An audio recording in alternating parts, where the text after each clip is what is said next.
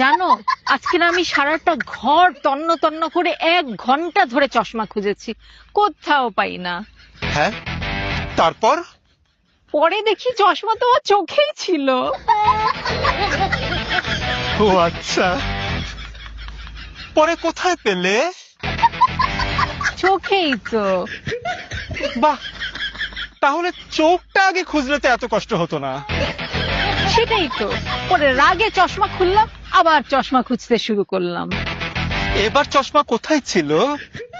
কোথায় আবার, হাতে। কিভাবে পেলে? এইবার আগে হাত খুঁজেছি, তো হাত কোথায় পেলে?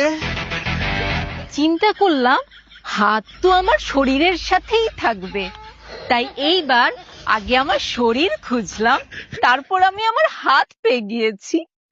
শরীর কিভাবে খুঁজে পেলে? আরে, কোথাও খুঁজে পাচ্ছিলাম না, অনেক খুঁজলাম। পরে আয়নার সামনে গিয়ে দেখি আমার শরীর।